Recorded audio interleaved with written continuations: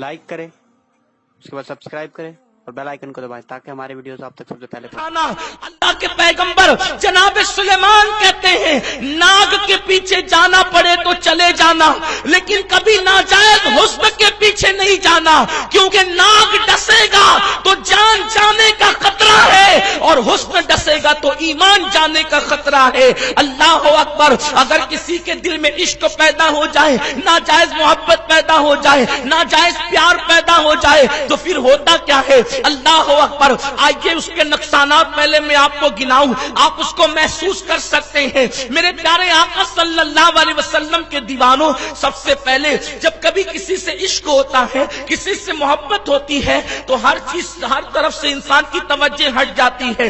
कारोबार करने वाले का दिमाग कारोबार में नहीं लगता, पढ़ने वालों का दिमाग पढ़ाई में नहीं लगता, काम काज करने वालों का दिमाग काम काज में नहीं लगता, बस एक उलझन सी होती रहती है, बेचैनी और बेकरारी होती रहती है। शैतान दिमाग उसी में चाहे वो लटका देता है, शैतान जो है दिमाग उसी में उलझा देता है।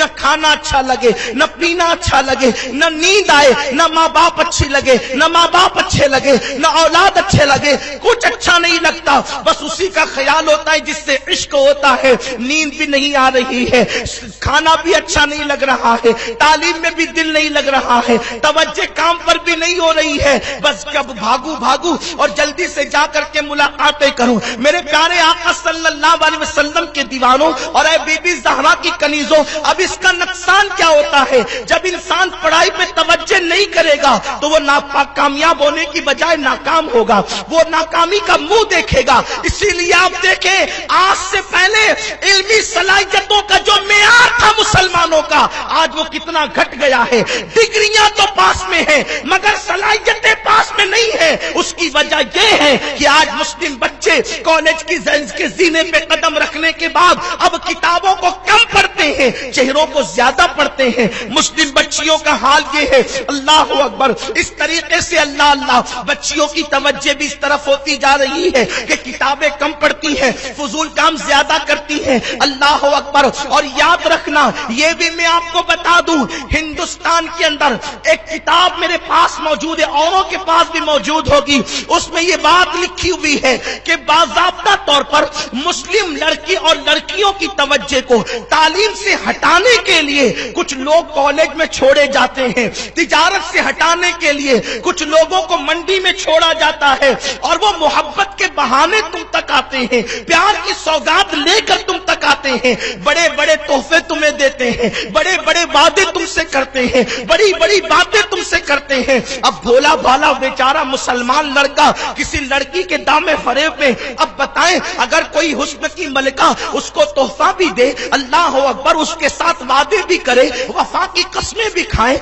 जिंदगी गुजारने के लिए जो है वो सर पे हाथ रख करके कस्में भी खाए, तो एक नौजवान तो पिघल जाएगा। और लड़कियों का यही हाल है, हमारी बच्चियां तो और ज्यादा भोली भाली है। तो मेरे प्यारे आका सल्लल्लाहु अलैहि वसल्लम के दीवानों, कभी कोई हम मजहब बनकर आएगा, कभी कोई गैर मजहब बनकर आएगा, लेकिन याद रखना, किसी भी लिबास में आए वो तुम्हारा कभी मोहसिन नहीं हो सकता, वो कभी भी तुम्हारा जो वफादार नहीं हो सकता।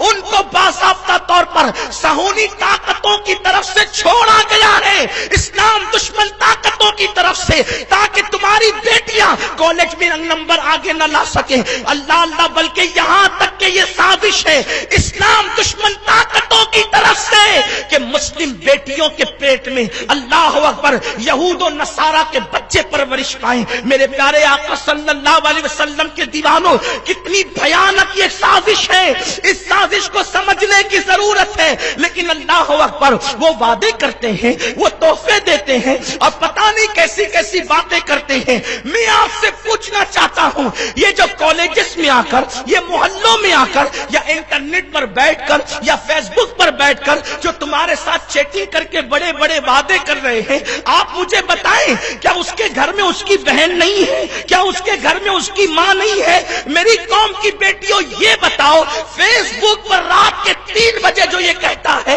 कि मैं तुझसे प्यार करता हूं और तेरे लिए आसमान के सितारे जमीन में बिछा सकता हूं, वो झूठा है, कज़्ज़ाब है, मक्कार है, मुनाफिक है। इसलिए कि उसके दिल में अगर मोहब्बत होती तो वो کسی اجنبی عورت کو یہ نہ کہتا کہ تیری محبت میں آسمان کے تارے زمین پہ لا دوں گا، وہ اپنی ماں کے قدم پکڑ کر کہتا ماں تو نے جنم دیا، تو نے 9 مہینے پیٹ میں رکھا، میں تیرے لیے آسمان کے ستارے زمین پہ لا دوں گا۔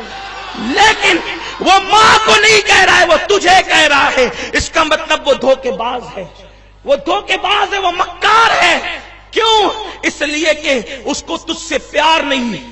اس کا تو حال بس ایسا ہی ہے جیسے کوئی قصاب اور قصائی جب بکری کو ذبح کرنے کے لیے لے جاتا ہے تو ہرا چارہ دکھاتا ہے، بیچاری بکری سمجھتی ہے کتنا محسن ہے یہ میرا، کتنا محسن ہے یہ میرا، یہ مجھے ہرا چارہ ہاتھ میں لے کر کھلاتا ہے۔ وہ کسان تو نادان تھا جو زمین پہ چارہ کھلاتا تھا، وہ کبھی چرنے کے لیے کھیتوں میں بھیجتا تھا۔ اس سے بڑھ کر بھی کوئی اعزاز ہے کہ ہاتھوں میں چارہ ہے اور مجھے کھلایا جا رہا ہے، گردن جھکانی بھی نہیں پڑ رہی ہے۔ لیکن اس نادان بکری کو کیا پتا کہ جو ہاتھ سے چارہ کھاتی ہے، توجہ میری قوم کی بہنوں کی توجہ، میری قوم کی بیٹیوں کی توجہ، آپ سب کی توجہ، آپ بھی بہن اور بیٹی والے ہیں، میں بھی بہن بیٹی والا ہوں۔ اللہ کبھی ہمیں وہ دن نہ دکھائے، وہ منحوس دن نہ دکھائے کہ کسی بیٹی کی آبرو لوٹے، کسی بیٹی کی آبرو لوٹے، کسی کی بیٹی کسی کا ہاتھ پکڑ کر جائے۔ یہ ہماری مردوں کی ذمہ داری ہے۔ آگے وقت رہے گا تو میں کچھ باتیں ضرور عرض کروں گا، لیکن قوم کی بیٹیوں سے کہتا ہوں، میری قوم کی بھولی بھالی بیٹیوں، جو کسائی کے ہاتھ سے چارہ ہاتھ سے کھاتی ہے، اس کی زندگی چند منٹوں سے زیادہ نہیں رہ جاتی۔ ایسے ہی کوئی بائک پر گھومنے کے چکر میں، تحفے تحائف کے چکر میں اور اللہ اکبر وعدے ارادوں کے چکر میں، شادی بیاہ کے چکر میں اگر کوئی بیٹی کسی غیر کے ہاتھ میں ہاتھ دیتی ہے، کسی اجنبی کے ہاتھ میں ہاتھ دیتی ہے، کسی مرد کے ہاتھ میں ہاتھ دیتی ہے، پھر اس کی آبرو کی زندگی زیادہ نہیں رہ جاتی۔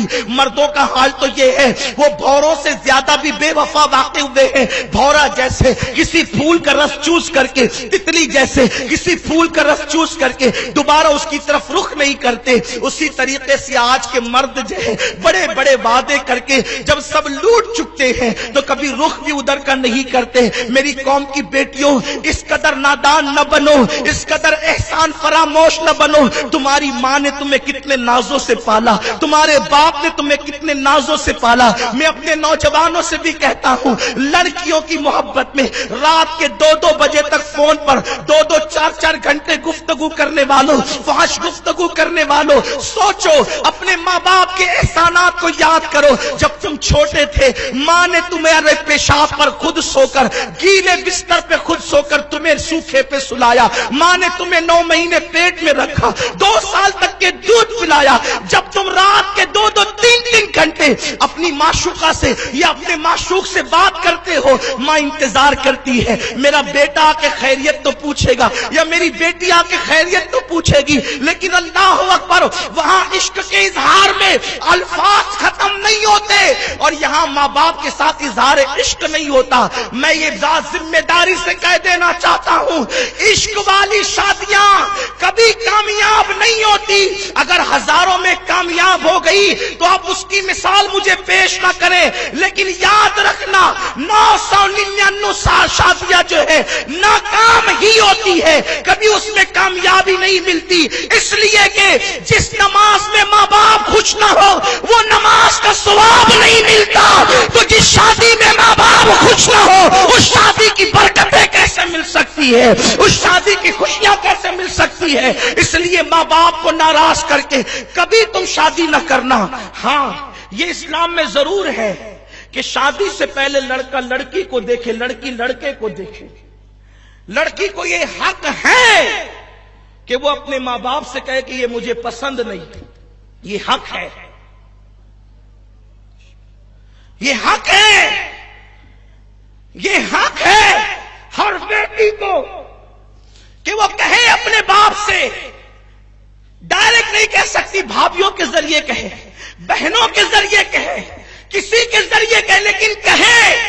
ہمارے یہاں یہ نہیں کہ اٹھا کر کسی کے بھی ساتھ آپ رشتہ باندھ دیں، نہیں، بیٹی سے پوچھا جائے گا، بیٹے سے بھی پوچھا جائے گا، لیکن یہ بھی اجازت نہیں دی جا سکتی کہ بیٹی خود ڈھونڈ لے، بیٹا خود ڈھونڈ لے، نہیں۔ ہم خود نہیں ڈھونڈ سکتے، ڈھونڈنا ماں باپ کو ہے۔ اب یہاں پر کوئی اعتراض کر سکتا ہے کہ جب رکھنا ہمیں ہے، دھیان سے سننا، بہت اسمارٹ مت بنو، اوور اسمارٹ مت بنو، دین کے پابند بنو، شریعت کے پابند بنو۔ پسند آپ کی، ناپسند آپ کی، آپ کی پسند اور ناپسند سے ہی شادی ہوگی۔ بیٹی کی پسند کے بغیر باپ کو حق نہیں۔ بیٹی اگر بالغ ہو گئی، باپ کو حق نہیں ہے کہ اپنی مرضی سے کہیں بھی اٹھا کے دے دے، نہیں، بیٹی جب تک راضی نہ ہو۔ اسی لیے تو بارات آ کر بیٹھ جاتی ہے، سب لوگ آ کر بیٹھ جاتے ہیں، اور جا کر کے قاضی دلہن سے پوچھتا ہے فلاں کے ساتھ نکاح پڑھا رہا ہوں، منظور ہے؟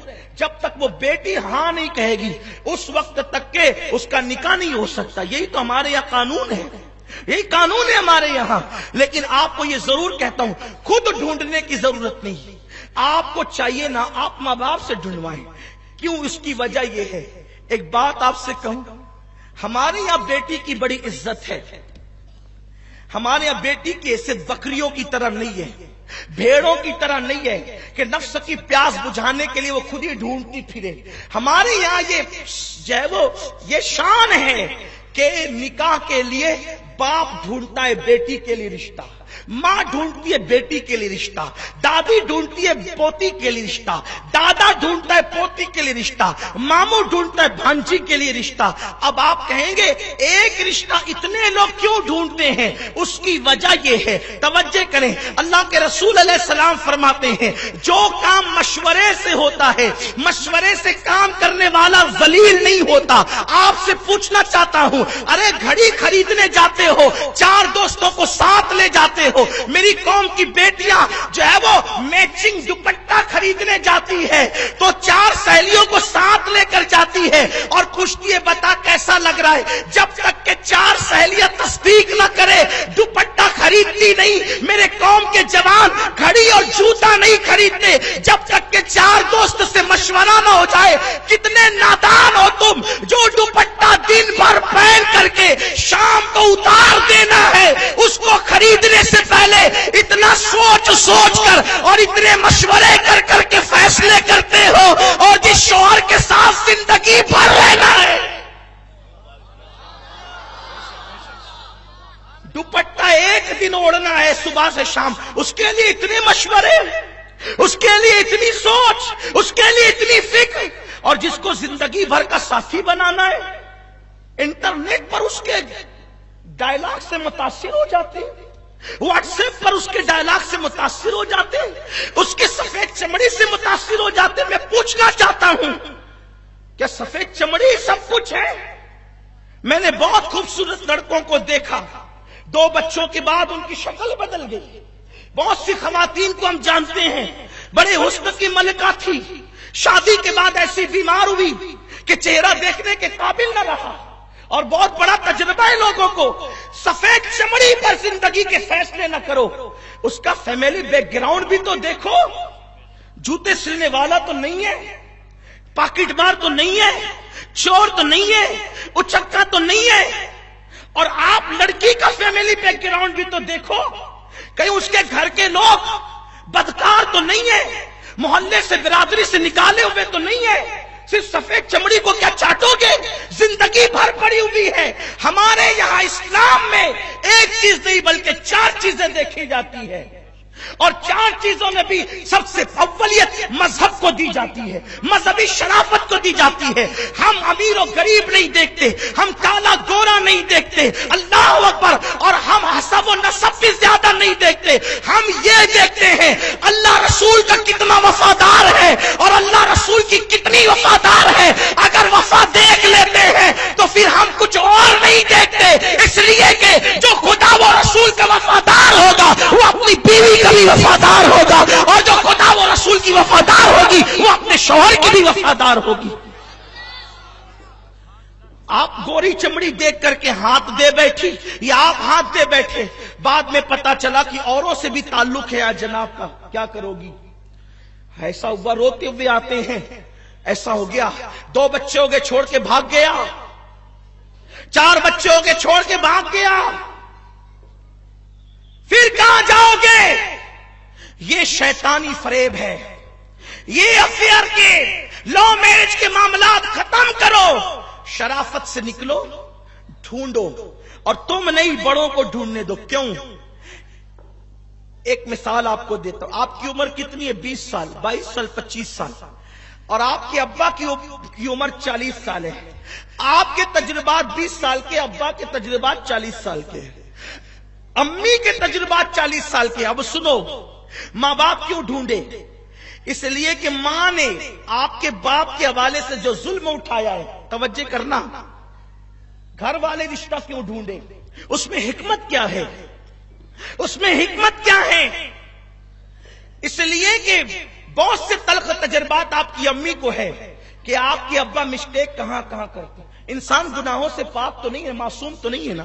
ہر گھر میں مٹی کے چولہے، جھگڑے فساد ہوتے رہتے ہیں۔ جو یہ کہے کہ میرے گھر میں میاں بیوی کا جھگڑا نہیں ہوتا، میں کہتا ہوں جھوٹ بولتا ہے۔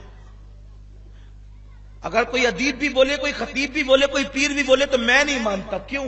اس لیے کہ میری اور آپ سب کی امی جان ام المومنین عائشہ صدیقہ فرماتی ہیں، ہم حضور سے لڑا کرتے تھے اور حضور ہمیں منا لیا کرتے تھے۔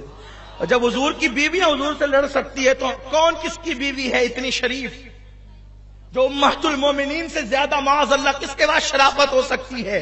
جن کے بستروں پہ قرآن آتا ہے ان سے زیادہ شرافت کسی کے پاس نہ تھی، نہ ہے، نہ ہو سکتی ہے۔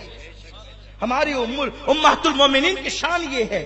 تو گھر میں جھگڑا ہے، کسی نے یہ نہیں کہنا کہ میرے گھر میں نہیں ہے۔ اور یہ بات بھی کہہ دوں کہ میاں بیوی کے جھگڑے میں جو لذت ہے، ہاں، وہ جامون کے سرکے میں بھی نہیں ملے گی۔ جو لڑتے انہیں پتا ہے، اس لیے کہ لڑنے کے بعد ملنے کی جو لذتیں ہیں اس کو بیان ہی نہیں کیا جا سکتا۔ میں یہاں پر میری زبان حیا اس پہ خاموش ہے، لیکن آپ کو اپنے گھر کا تصور ضرور آ گیا ہوگا کہ لڑائی کے بعد وہ ملنے کا جو انداز ہے، بلکہ آپ کو ایک شعر پڑھ کے بہت زیادہ لمبی تقریر کو 2 مصروں میں سمیٹ دوں۔ روٹھنے کا سبب تو تم جانو، ہم تو مصروف ہیں منانے میں۔ روٹھنے اور بھی 2 مصرے ہیں کہ راز کھلتے گئے چھپانے میں۔ آگے کیا ہے؟ راز کھلتے گئے چھپانے میں۔ اور ایک مصرع اور ہے جس کو میں بھول رہا ہوں، جس کو تن کے سمجھ کے پھونک دیے، جس کو تن کے سمجھ کے پھونک دیے،